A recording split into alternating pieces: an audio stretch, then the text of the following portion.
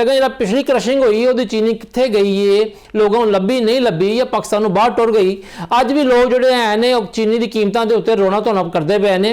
ये सारी वजूहत की ने, शुगर मिलों जड़ियाँ ने किसानों का इस्तेहसाल क्यों कर दियाँ ने, ये सारे के उत्ते गल करने वाले साडे नाल मौजूद ने जनाब महमूद बुखारी साहब, जोड़े कि बड़े मारूफ ते बड़े मन्ने परमन्ने जड़े ने किसान रहनुमा ने ते चेयरमैन ने आल पाकिस्तान किसान फाउंडेशन के। बुखारी साहब पहले तो जी आया नूं। शुक्रिया जी।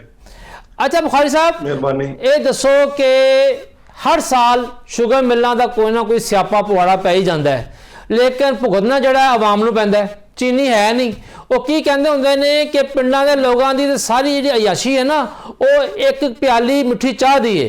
तो ये दसो कि हुण ऐतकी शुगर मिलां थोड़ा जिहा हिले बहाने कर रही सन, आई बाई कर रही सन कि थोड़ा लेट कर लिए क्रशिंग, इसकी वजह की है? जी बिस्मिल्लाहिर्रहमानिर्रहीम, अल्लाहुम्मा सल्ली अला मुहम्मद व आले मुहम्मद। बहुत शुक्रिया रिजवान साहब तुहाडा ते तुहाडे चैनल चौपाल दा, जिहड़ा हमेशा किसानां दी आवाज़ बनदा है। और अज भी तुसी एक अहम मौजू दे उत्ते जिहड़ी गुफ्तगू कर रहे हो और तुसी अपने इंट्रो दे अंदर वो तमाम सूरत हाल नूं बयान किया है। गुजारिश है कि सब तो पहले तो मैं ये समझना कि भी ये 1 नवंबर नूं मिलां चल जानियां चाहिए सी और इहदी गन्ने दी मिठास बिल्कुल पूरी सी, क्योंकि वो ताकतवर तबका है। रिजवान साहब, गल है कि किसान दे पिछों ओदे कंड दे उत्ते कोई मजबूत हथ कोई नहीं। उन्होंने पता है बिखरे हुए लोग ने और ये इन्हों ये सॉफ्ट टारगेट ने, ते इस वास्ते उन्होंने ये मिलां नहीं चलाइया, बल्कि हुकूमत नूं उन्होंने तुहानूं पिछले दिनों प्रेस रिलीज देखा होना, जिहड़ा कि पाकिस्तान शुगर एसोसीएशन ने जारी किया कि भी असी मिलां नहीं चला सकते। तो मैं समझना कि ये हुकूमत का एक अच्छा इकदाम है। जिहड़े डायरैक्टर ने फूड ओब्लिक केन कमिश्नर ने अमजद हफीज साहब, उन्होंने एक नोटिस जारी किया भी 15 नवंबर को चलाओ। तुसी देखो कि आज 13 हो गई है और कोई उहदे उत्ते अमल दरामद नजर हुंदा नहीं आ रहा। दूसरी गल है कि फिर दूसरा नोटिस जिहड़ा जिक्र तुसी कीता है ते वो दिता है, असी इस इकदाम नूं एक अच्छा इकदाम करार दिते हैं कि अगर हुकूमत इस तो पहला जिहड़ा वो नोटिस जारी कर दी तो उम्मीद सी कि भी 15 नूं चल जांदियां। हुण 15 नूं चलण दा मैनूं कोई इम्कान नजर नहीं आ रहा, क्योंकि हाले तक ना कोई परमिट जारी होए ने।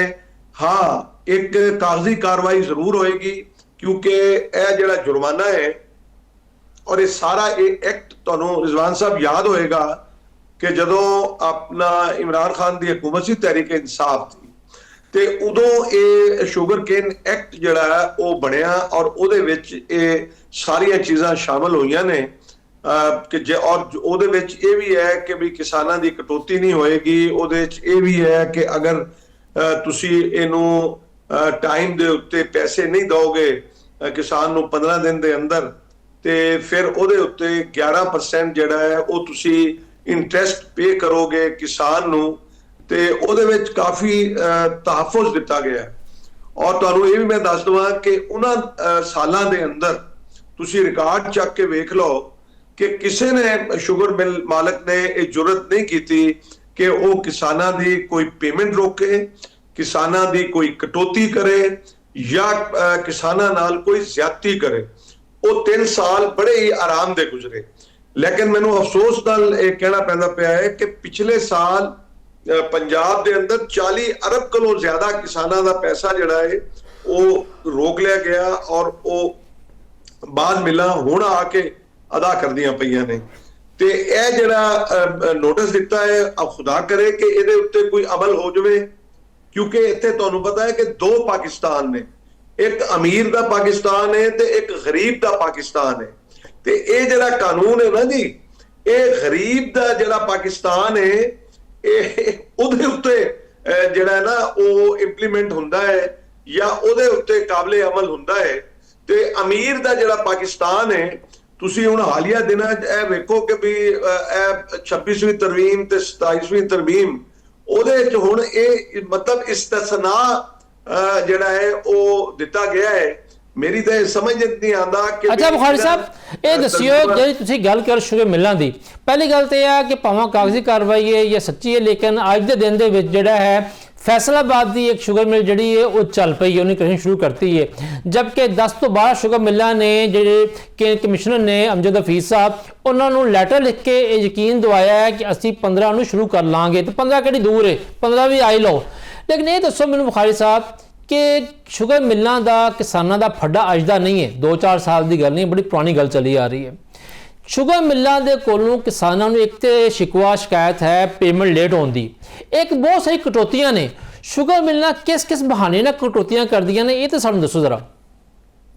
ਜੀ ਮੈਂ ਦੱਸਦਾ ਜੀ, ਮੈਂ ਰਿਜ਼ਵਾਨ ਸਾਹਿਬ ਗੁਜ਼ਾਰਿਸ਼ ਹੈ ਕਿ ਇਹ ਜਿਹੜੀ ਜਦੋਂ ਸੀਜ਼ਨ ਇਹ ਸ਼ੁਰੂ ਹੁੰਦਾ ਹੈ, ਦੇਖੋ ਤੁਸੀਂ ਇਹ ਆਖਿਆ ਹੈ ਕਿ ਵੀ ਕਿਸਾਨਾਂ ਦੀ ਤੇ ਸ਼ੂਗਰ ਮਿਲਾਂ ਦੀ ਆਪਸ ਵਿੱਚ ਜਿਹੜਾ ਹੈ ਉਹ ਟਰਸਟ ਡੈਫਿਸਿਟ ਹੈ, ਯਾਨੀ ਬਦ ਇਤਮਾਦੀ ਜਿਹੜੀ ਕਿ ਨਹੀਂ ਹੋਣੀ ਚਾਹੀਦੀ।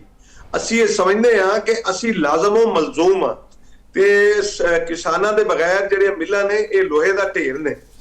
ਅੱਛਾ, ਹੁਣ ਇਹ ਕਰਦੇ ਕੀ ਨੇ, ਮੁਖਤਲਿਫ ਹੀਲੇ ਬਹਾਨਿਆਂ ਨਾਲ ਇਹ ਬੜਾ ਨੁਕਸਾਨ ਦਿੰਦੇ ਨੇ ਕਿਸਾਨਾਂ ਨੂੰ। ਉਹਦੇ ਵਿੱਚ ਇੱਕ ਤਾਂ ਇਹ ਆ ਕਿ ਜਨਾਬ ਇਹ ਕਹਿੰਦੇ ਨੇ ਕਿ ਗੰਨਾ ਜਿਹੜਾ ਹੈ ਉਹ ਸਾਫ਼ ਕੋਈ ਨਹੀਂ। ਹੁਣ ਮੈਨੂੰ ਇੱਕ ਗੱਲ ਦੱਸੋ ਕਿ ਬਈ ਗੰਨਾ ਸਾਫ਼ ਕਿਵੇਂ ਹੋਵੇ? ਕਿਆ ਉਹਨੂੰ ਅਰਕੇ ਗੁਲਾਬ ਨਾਲ ਗੁਸਲ ਦੇ ਕੇ ਤਾਂ ਨਹੀਂ ਲਿਆਇਆ ਜਾ ਸਕਦਾ ਨਾ ਰਿਜ਼ਵਾਨ ਸਾਹਿਬ? ਸਹੀ ਕਹਿ ਰਹੇ ਹੋ। ਖੇਤ ਦੇ ਵਿੱਚੋਂ ਜਿਸ ਵੇਲੇ ਤੁਸੀਂ ਲਿਆਓਗੇ ਇੱਕ ਇੱਕ ਸਟਿਕ ਨੂੰ ਤੁਸੀਂ ਤਸੱਵਰ ਕਰੋ, ਸਾਡੇ ਕੋਲ ਜਦੀਦ ਟੈਕਨੋਲੋਜੀ ਵੀ ਕੋਈ ਨਹੀਂ, ਉਹਨੂੰ ਕੱਟਿਆ ਜਾਂਦਾ ਹੈ, ਕੱਟ ਕੇ ਫਿਰ ਉਹਨੂੰ ਛਿਲਿਆ ਜਾਂਦਾ ਹੈ, ਉਹਦਾ ਅਗਲਾ ਆਗ ਜਿਹੜਾ ਹੈ ਉਹ ਕੱਟ ਕੇ ਪਰੇ ਸੁੱਟਿਆ ਜਾਂਦਾ ਹੈ, ਫਿਰ ਗੱਠੇ ਬਣਾਏ ਜਾਂਦੇ ਨੇ। ਉਹ ਗੱਠੇ ਬਣਾ ਕੇ ਉਹ ਲੱਖਾਂ ਦੀ ਤਾਦਾਦ ਵਿੱਚ ਇੱਕ ਏਕੜ ਵਿੱਚ ਉਹ ਹੁੰਦੇ ਨੇ, ਤੇ ਫਿਰ ਉਹ ਟਰਾਲੀ ਦੇ ਉੱਤੇ ਲੋਡ ਕੀਤਾ ਜਾਂਦਾ ਹੈ।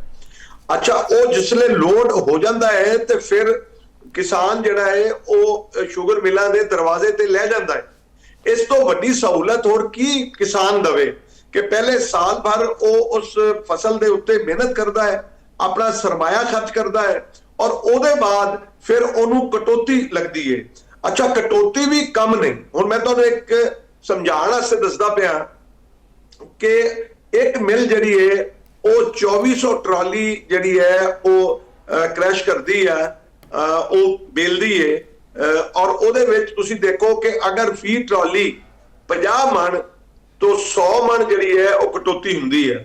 ਅਗਰ ਐਵਰੇਜ ਤੁਸੀਂ 50 ਮਣ ਲਾ ਲਓ ਤੇ ਅੱਜ 400 ਦੇ ਹਿਸਾਬ ਨਾਲ ਅਗਰ ਅਸੀਂ ਲਾਈਏ ਤੇ 5 ਚੌਕਾ 20,000 ਇੱਕ ਟਰਾਲੀ ਚੋਂ ਤੇ 2400 ਨੂੰ ਜ਼ਰਬ ਦਿਓ ਤੇ ਤੁਹਾਡਾ ਕੈਲਕੂਲੇਟਰ ਰੁਕ ਜਾਏਗਾ।